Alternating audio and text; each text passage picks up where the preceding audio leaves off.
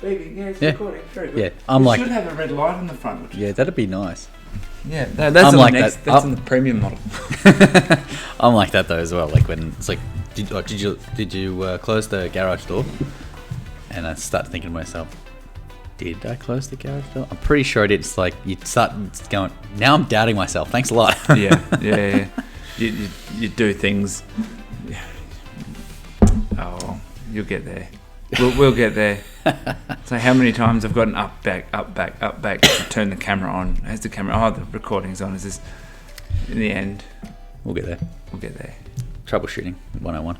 That's right. All right. Hey everyone, welcome to the Constructing Art Podcast. I'm Josh and Kenny. Today we're going to be going through a few myths, a few tips of for builders. Yes. So this was one brought to us from Ben at CJH Constructions. He's actually a subcontractor to the team at CJH and a very good carpenter. But he asked the question. He asked me actually on site. So this wasn't one through the comments, but Benny boy, this one here is going to be delivered to you on site down there at Oceana Parade in Manly. Mm-hmm. Next time we're on site, because he asked the question. Now, the reason for the question was because he had to lay the roof because he couldn't get any roofers there right before Christmas.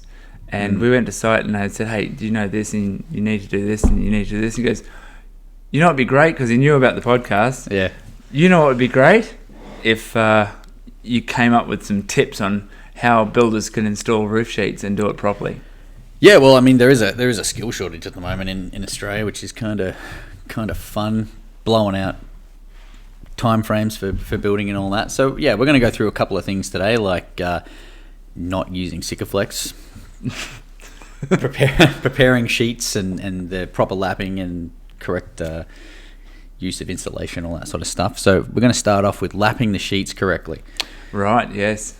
So lapping the sheets. So roof sheets. All right, so builders, we're looking at you. We're looking at you, builders. Essentially, every sheet has an up, over, and an under. Whether it's a wall cladding sheet, whether it's a roof sheet, they have an over and they have an under. Now, the under is the side that has like a little lift-up trough. Yeah, well, like on a Coro sheet, it looks like that compared to like this, which is the overlap. Yeah, it makes sense. All the other trapezoidal style sheets have a little kick coming off the bottom. Right, so exactly. The little kick on the bottom is part of the... So the over is always going to stop short of the pan of the sheet, which is the low part of the sheet. And the under will always touch the bottom of the sheet. Yes. Right. The only time that's different is on clip lock, but you can't really install clip lock wrong. Yeah. That's one thing that I've noticed, because I used to work for Metrol and used to run the trim deck sheets and all that sort of stuff. So if that kick isn't actually coming up underneath and touching the sheet, leaves a bit of a gap, water's just going to track straight underneath. There's nothing to stop the capillary action from just coming straight into your roof. Because it rolls down the sheet and runs back up that. So the making sure that it runs, the over is on top. So the over being, and I'm going to chuck a photo up here of what the over is versus what the under is, so that it makes a bit more sense. And if you're not sure after all of this, go to the manufacturer's specifications and look at where is an over or an under. Google it, right? You'll find that information out. And making sure that you install the sheets with the lap proper. That's it. The next one in that with the sheets is making sure that the dog's ears cut. Is that one of the ones? Yeah, that's the next one on here, is making sure that you cut those dog ears on those trapezoidal sheets.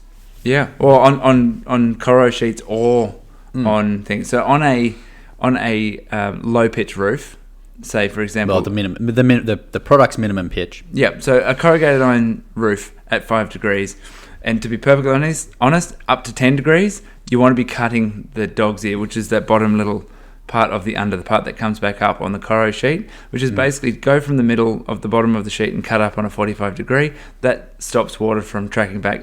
I do have a whole video that talks about that, and if you look on how to prepare a low pitch roof, that's one that also covers off the second point of this, is making sure that you turn the sheets up correctly at the end, and making sure that once you turn them down into the gutters as well. So there's some myth and some wives' tales and some stories on how do you turn up the sheets and how do you do it properly. and to make sure you do it properly.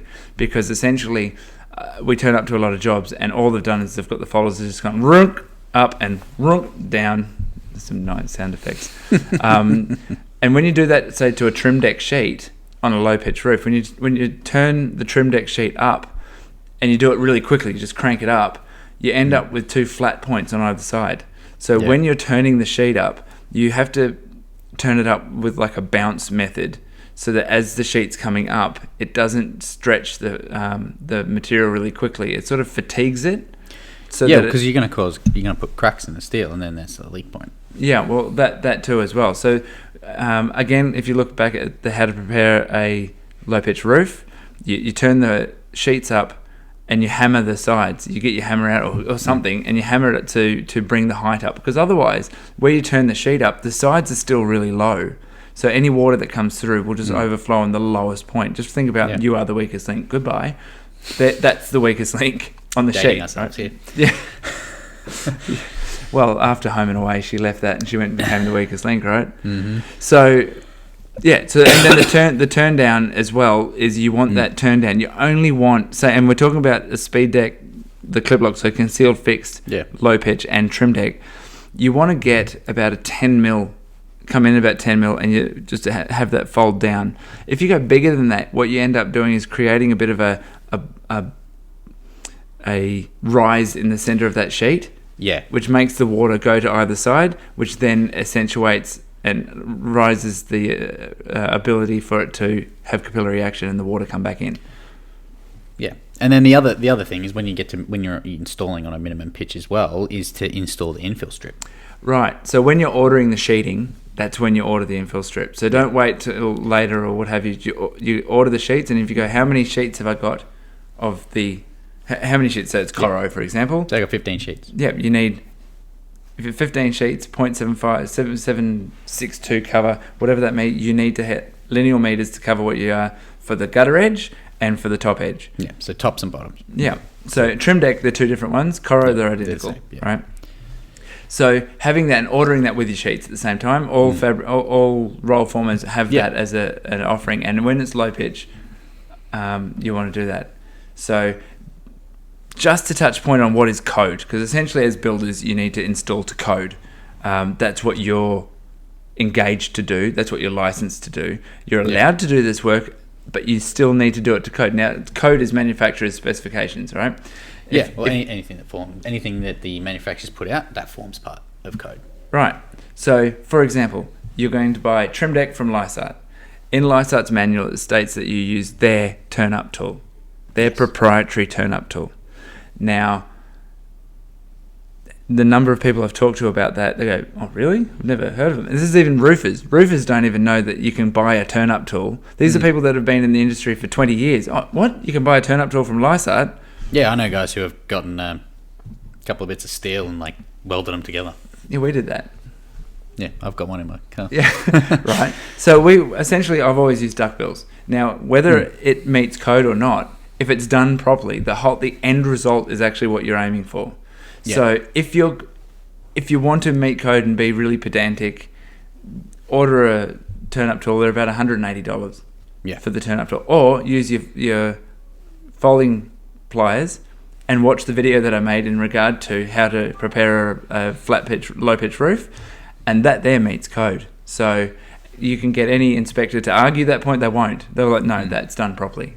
So regardless of that, so that's something to meet code, you just need to get the same result. The result is that you need to stop the water. You need to have the turn up done properly and the turn down. Yeah. So, and then making sure that if you are installing a pierce fixed, so Coro or trim or speed deck, that when you're doing roofing, you have to crest fix the sheets. Wall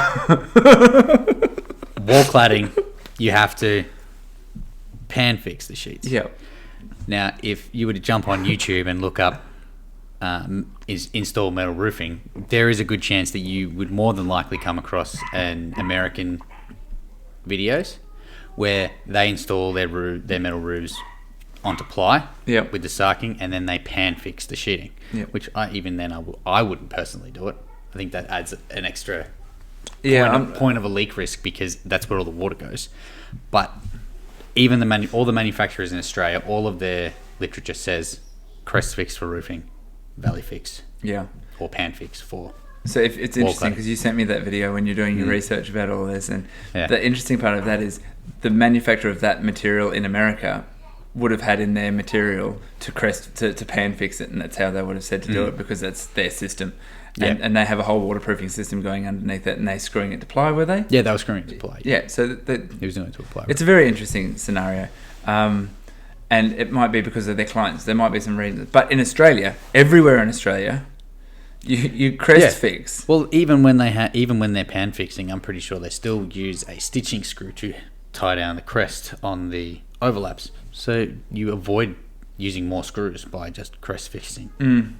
So an interesting with screws. So when you're doing Coro or trim deck, there's different size screws, and that's also important. So when you're doing a metal roofing corrugated, you're going to be screwing into either a metal batten or a timber batten. So you need to make sure you have the appropriate screw as well. If you're using a metal batten, then you use a 50mm zip. If you're using or you could use a 38mm tech. You could. That's probably better to use that's it the on old, a pearl. That's the old fashioned. Use it on a purlin though. This is actually true. Sorry. Thank you. That so shows Tex we have the larger drill bit. So you use Tex for purlins for heavier gauge steel. You use Auto Tex for the real thick stuff. Yeah. Then you use a T17 Type 17 screw for timber into timber. Yeah.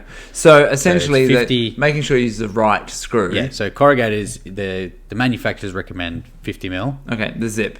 For the zip is kind of an all-purpose sort of screw. 65 for a trim deck sheet. Zips are my favourite screw. You just order zips and they work for everything. Yeah. So that you can use different screws. The time you're really going to need a T17 is hardwood. Yeah. But most like pine. So making sure you crest fix straight away is important, and putting that in, making sure that you don't blow the washers. Yeah, don't over tighten them. And so if you were to have an inspector come on the roof, the blown washers are one of the first things they're going to look at.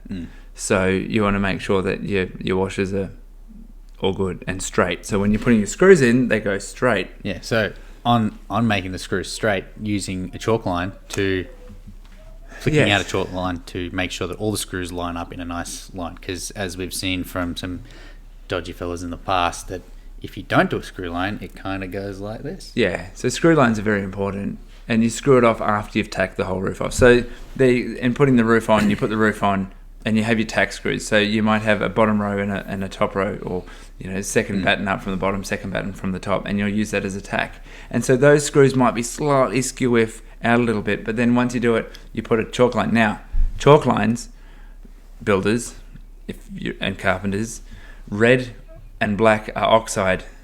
They don't go on roofs. So for the roof, your options are yellow and blue. And my priority, my preference is blue. Blue comes up a lot better on everything. But it washes off easier. Yeah. Yeah.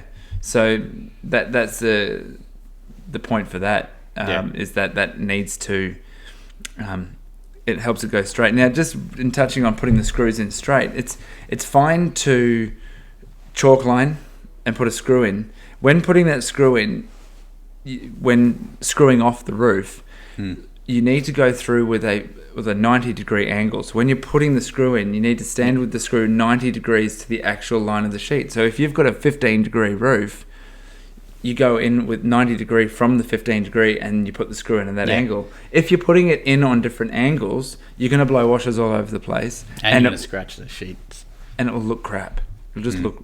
So if you want it to look good... You always need... always 90 degrees to the sheet. Yeah. So.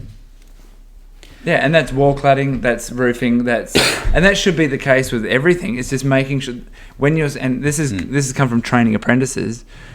The emphasis on making sure they go in at 90 degrees is important. So I know builders, when you've got carpentry apprentices, you want to go through and let them know that as well. Yeah. So then further to that, you've got ensuring that you're using the right batten for the right purpose. Right. Yep. So if you're installing a roof, you need to install 40mm roof battens if you're going to be using 60mm insulation. Yep. If you're going to be using 80mm insulation, you can still use 40mm. But if there is a specific energy rating that the architect has specified, you need to use a higher top hat. Yeah, and we have covered that off in a Yes, we podcast episode, whatever it is. Just And search insulation. Remember that if there are 900, and the other point is if there are 900 center trusses, Yep. you need to install a safety batten. Yep. So exactly. So how many times have we gone to a job where a builder's installed the roof themselves, or how many times I've gone to a job where a builder's installed the roof? There's no safety battens. It's just been done, and it's generally because they're not roofers and they just do it. And they've done it. No one's been injured. It's okay. Yeah. So what I want to touch base on though, as an advice to builders, is that if you're going to do the battens, you need to make sure that the batten sits up above the fascia at the front. Yes. So if you've got if you're using 35 by 70 as your roof battens, first of all, you need to make sure that they're structurally right, and that's on you because you're the builder. You need to make sure that batten's safe. You can use 45, I think, for everything because that's a lot more structural. 45 by 70, 45 by 90.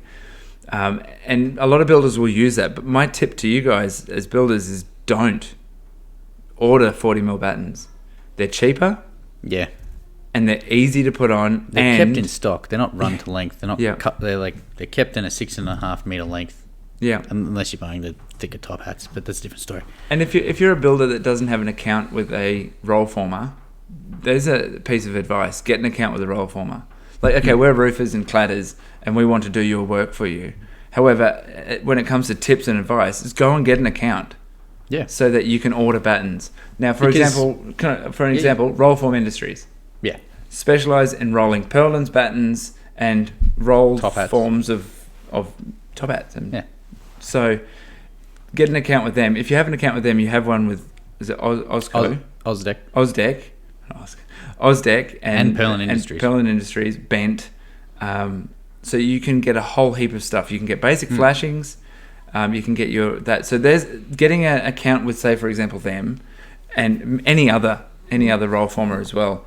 Stratco, Lysart, Stramit, Metrol, Apex, Queensland Sheet Metal, Rollsec.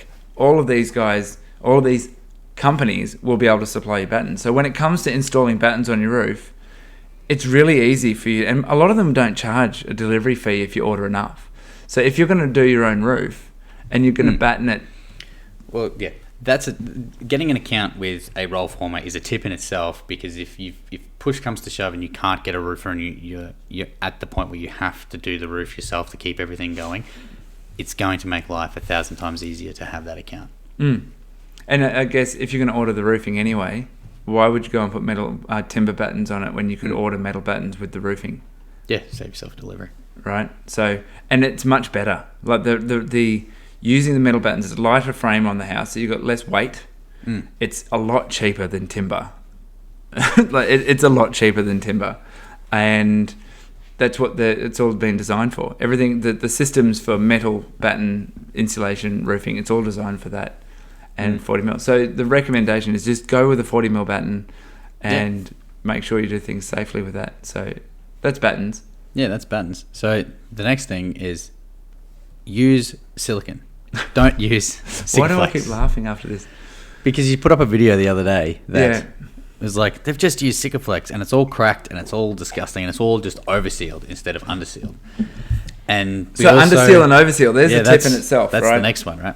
So the other thing is that we had another video where a guy's like, stop calling it silicone, it's Sikaflex, just because it was black color matched silicone. It's like, mate, they do color matched silicone. Selly's has Colorbond coloured silicone. Fuller, Soodle, there's a whole range. It's a very good. Well, here's as a rule for not a rule. Here's a tip for a builder when it comes to doing anything on a roof. You don't use polyurethane sealant. No, because it's not UV stable. Right. That's simple. Right. And I've learnt the hard way because we've used it and it's cracked and I've had to go and fix it.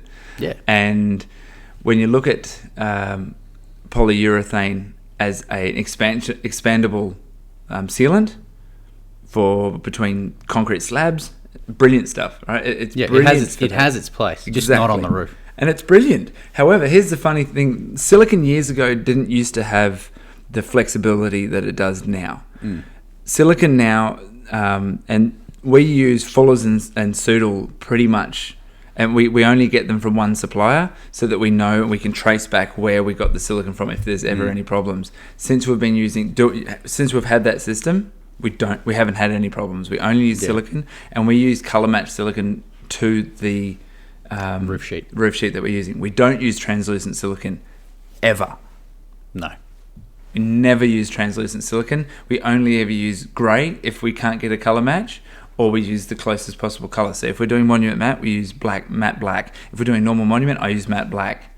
Matte black is one of the best silicones. The integrity of it, everything about it, it's got a very high flexibility, but it's silicone. It's not Sikaflex, or Sikaflex is a brand. If you're a builder, you'd know that, because that's it's what you brought up with. And it's the other thing is, don't use silicone just to fill a hole. The amount of times I've come to a roof, there's obviously a leaking issue, and you look at the roof and go, they've just bogged everything with silicone. It's covered in silicone. It's not going to solve the problem. It's putting a Band-Aid on a broken leg. It's all right. So, for example, the tip being, don't cover a hole with silicone. Yeah. The simplest thing. So, when you're looking for a leak, get the hose out or get a bucket out and pour it over the area and replicate that leak. And so, what you'll generally find is you'll find the leak, and you'll have it leak again. You'll be able to pinpoint where that is. So, the best way to solve that, even if you're going to use silicone, right? That's quite a possibility that you can use silicone to solve that leak. What that may be, though, is you have to peel the onion layers back, the flashing, pull a flashing, pull another flashing, get in underneath there and seal it from underneath. You might find the reason why it's leaking when you do that. That there's water getting in at the point, so you need to go back to your standard, your original belief of the original training of that you need to get everything from the outside in. So the damp course, the sarking, then the flashing. There's lots of different reasons. However, if you're going to do it, don't just put it over the top, because if water still gets in there, it's going to make your issue worse. That's it. And so further to that is lapping flashings correctly so that it follows the trail of water. So essentially, if you're going to lap flashings, you got to start from the bottom and work the way up. Exactly right. So, and that runs on wall cladding or roofing. So the principle of, basically in roofing, the principle is, and building, but the roofing component is, anything that falls from the sky needs to make it down onto the ground without entering the building. That's the rule. So if you have water running down a flashing, it needs to run over the top of another flashing which is underneath it. And then it'll continue running, run over the top of another flashing. Because if you lap it backwards, it's got a stopping point. Yeah. And if your silicone seal that you've put in there to try and seal that up fails, then water's going straight in. So essentially, as a rule, you put your fascia and gutter on, you put your roof on, you put the lowest barge on, or lowest apron on, and you work your way to the top, going over the top, over the top, over the top, till you get to the highest apron or the highest barge. And as you run up there, you have, generally we work on a rule of a minimum of 150 millimeter cover. And at every one of those aprons or barges, you have silicone underseal. Yeah, not overseal. Yeah, not underseal, not overseal. Yeah, so you put that on, and then you have rivet joins. So the rivet joins are every 40 millimeters. You want to come up about 15 mil from the edge of the flashing and come up 15 mil from the lowest part of the top flashing. So where it overlaps in that point there, where it overlaps, you want to come up 15 mil, and then every 40 millimeters you want to put a rivet. And so what I would do is I'd go through and mark out those 40 millimeters. I'll drill one hole, I'll put a rivet in there, then I'll go through and drill the rest of them. I'll pull that one rivet out, lift the flashing, blow the swarf off from underneath, and then get the silicone out, seal behind those rivets, right where I've drilled the holes, put the flashing back down, put the rivets back in, pop them all off. The silicone will pull down. When you put it down, you'll see the silicone come out where the holes are. You're putting the rivets in and pop them off, and you might get a little bit out the bottom. You wipe that off, you've got a complete sealed joint. All done. Right, really, really simple. Now, on that note, a bonus tip. Is that the end? Is that we're at the end yet? No, we're not, are we? Pretty much. Okay, so a bonus tip, builders, number 20 rivets. Yeah, none of So- these number 30s. Number 30s are a 1/8, so a 1/8 bit rivet. They used to be made from steel. They used to be made from mild steel, and they were strong. And what would happen there with mild steel rivets is they could hold on, they were fine. And what was happening was they would rust out, and so they needed to change. So they changed them to aluminium, and when they changed them to aluminium, they The softer. and they sheared. So more often than not, I'll go to a house that the roofer has done a good job, yet the rivets have sheared. And generally, it's like where the gutter has a rivet in the end of a barge, and they've used an 1/8 bit rivet into the end there, and it's just sheared off. Or a flashing where there's been a little bit of pressure on it, it's just sheared off. It just pops off, and so it gets loose. So many leaks have gone to for that. So if you just go, right, well, let's bump it up to a number 20 rivet, which is a 4mm. So you're going from a 3mm rivet to a 4mm rivet. The 4mm rivet has it would be more than double the amount of structural integrity easily. I'd hang off a number 20 rivet, right? They are very strong in comparison. And so when doing your work, if you use a number 20, the cost difference between a box, say if you've got a box of 1/8 bit rivets, they're $20. $25 for a number 20 rivets. Yeah, it's not. It's a small cost for such a much better. Yeah. So if you look at it from an insurance point of view, you're paying for the insurance of doing a really good job, and they look nicer. Anyway, that we only use number 20s. We don't use 8 bit at all. The other thing that I just thought of is when it comes to your plumber installing their vent pipes and stuff through the roof. You need to pay attention to where they've installed that vent pipe, because if it's coming up through a pan, you need to go and get yourself a dry pan and put the dry pan on, and then put the deck tide over the top. So if it's going through a join of a sheet. So if it's going through like a lapped join of a sheet, or if it's in the middle of a pan, you need to put a dry pan on. If it's coming through like the middle of a sheet through a rib, everything will more than likely be okay. Depending on the pitch of the roof as well. Well, yeah, this is also true. So that's an interesting one.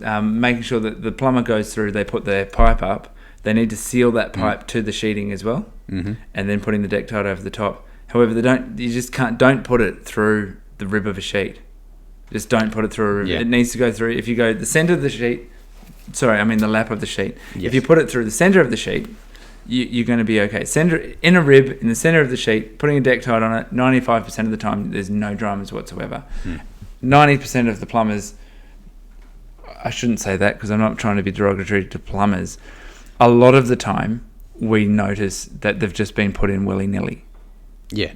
Right? So what we turn around on jobs and go, we will install the deck tides on those. So that's that. Yeah. And the other thing that we've sort of noticed nowadays is that when you've got a raking step in a roof, when the barge comes into that raking step, it's all roof is normal. It's not finished properly, and so that becomes an access point for water. So we've started to flush the tray all the way up, right? Yeah, to prevent water from being able to get in where that barge comes into the sheets. Well, okay. So if you're talking about basically you got one gutter edge and then it rakes down to another gutter edge, and then that runs. So it's that point that goes up. Yeah, gutter comes in, stops. So do you know? Comes down and then. Do you know what typically would be done without doing that? So either the barge would just be sitting over the top, and water potentially would just have a bit of silicone underneath it. The water would run down, and just the roof would hope for the best. And a lot of the time, that water, when that happens, goes into the soffit. And it is leaking into the soffit, and no one ever picks up on it because it's just going onto some cement board. Alternative to that, other things I've seen is where they scribe in like a tooth in, and we've all done it in different situations. A tooth that gets cut into and scribed into the roof, and then that gets undersealed and then oversealed, and that's a way of doing it. However, putting a dry pan all the way up from that point to the barge or what have you is the best way to do it. And if you've got that's a good tip to. Just anything where there's a penetration coming through the roof. If you can do a dry pan, it's going to give you a good outcome. That's it. So that's all That's all all I have. Yeah, that's all I had. Is there any more that you can think of, Kenny, that could potentially help out the builders out there? Oh, another tip. Here is so to do with battens on the especially, and it's funny because most of the things are when it comes to a flat pitch roof, because you won't find too many roofers going out there doing 5-hip roofs, right? Yeah. They generally it's an architectural builder that's doing a flat roof. The builders don't generally want to jump up and do a pitched roof. My recommendation is, when doing a low pitch roof, the front batten spacing from the first batten to you want to do like the first batten, then do a 600, and then start your 900s above that, and then at the top you'll probably have one closer. But to have an extra batten, or wherever there is a high traffic area, putting an extra batten in just to give it some support, because you're going to get some awesome people that just jump around on the roofs. Yes. Scaffolders, aircon fitters, like all trades essentially that need to go up on the roof. Solar panel installers, they're going to just... Yeah. So if you go and put an extra batten, it might cost you an extra $20 to ensure that there's no dents in the roof. That's... Yeah, because no one wants to come back and have to replace a sheet or put some sort of cover on there, because they just don't look very nice. I've got another one. Mm-hmm. This one's a really, really, really good one. I've always wanted to talk about this one. Touch-up paint. Oh, yeah. Good, yeah. So touch-up paint, you can get this beautiful touch-up paint. It's colour matched. You buy it at Bunnings. You can buy it at any hardware store. We get it from our Fasteners Direct, not Fasteners Direct. Ideal Fasteners. Ideal Fasteners. From our fastener supplier, we get our touch-up paint from. And it's an approved Colorbond touch-up paint. Now, you don't touch up Colorbond with the can. No. Ever. No. And we have got a couple. There's some pictures on one of the jobs that we got sent as a request. Oh. And this person has really, they've done the dodge. Yeah. Scratches everywhere. Yeah, and they've just gone and sprayed the whole thing, and you can clearly see where it's deep ocean, and it's gone from blue to pink. Yeah. And there's these big, massive splotches of just pink where it's just faded, and it looks horrendous, right? It's terrible, and I feel sorry for... There's one on Kingswood Smith Drive. If you're driving along, heading towards the old ferry terminal, the old cruise ship terminal, whatever that's called, at Hamilton. Yeah. Hamilton. If you're driving along down towards Hamilton, you turn left just before Hamilton, and you start going in. Anyway, there's a house there on the corner where they've got Coro on the wall, and every screw has been touched up with a spray can. Oh my God. And it's grey, or it's green, and it's just a totally different colour. And you're just looking at that is. And I've seen it over and over and over and over again on fences, on so many things. So the tip is, if you haven't bought the right colour screws, right, and you're putting a fence on or putting a roof on, individually puncture those screws through a bit of cardboard or some styrofoam, what have you, and give those screws 3 coats of paint, right? Yeah. And then use those screws to screw in the wall or whatever you're doing. If you had to, if you're going to... that's using the touch-up paint. If you had to, you've already got all the screws in, I'd recommend pulling all the screws out and doing what I just said. If you're going to, cut a template out that sits perfectly over the top of the screw that's on the wall, and spray it with the spray can and give it 3 coats of paint. Like, let it dry, do it again. Because the paint that is on a Colorbond sheet is baked on. And it's a totally different compound to the stuff that's in a spray can or in touch-up paint, and it will fade totally different. So you're putting on a thin layer that you spray on, and it will fade out to pink. And that's what Deep Ocean does. I think Ironstone does a very similar. It goes to like a light, goes light blue. It's not very nice. Yeah. So essentially, the idea is, if you're going to touch up scratches, like little scratches, you get the lid, you get the spray paint, you spray it into the lid, you get something like a cotton bud, like an earbud, and you roll it in there, and you roll it over the top of the scratch, and put a nice thick amount on there. And you can clean that off and then have another go, and clean it off and have another go. But that's, if you're going to touch up something, that's how you do it. Lid, spray, cotton bud, roll it on, and that's the best that I've been able to come up with. That's the best method of doing it, because spraying it on, bleh. Yeah, it does not give a very good result. So hopefully those tips have given you an idea of the better way to install roofs and to make sure that they're meeting code and that you're doing them properly. Yeah, because that's what you want to do if you're here. Well, yeah, that's it. And so if you've got any more things that you like, any more questions about roofing or cladding, chuck them in the comments down below, and we'll hopefully get to them. And we'll get to them. Yeah, I'm like sitting. I sit on the email going, "Come on, sit." I don't actually get any work done. It's just like, yes, comment. So yeah. So if you've got any questions on roofing, cladding, and anything in between, send it through, and one of these podcasts will answer them for you. And even if it's not in a podcast, if it makes it to a podcast, you get a hat. You get one of these. Get one of these bad boys, bad girls, whatever we want to call them. Otherwise, we'll get them get those questions answered in the comments for you, and we'll hopefully clarify a few things if you need clarification on things. And otherwise, just jump on the website and go to. Is the YouTube comment still there? Yep. So there's go to the contact us page and hit the green button, and then select YouTube comments and send it through.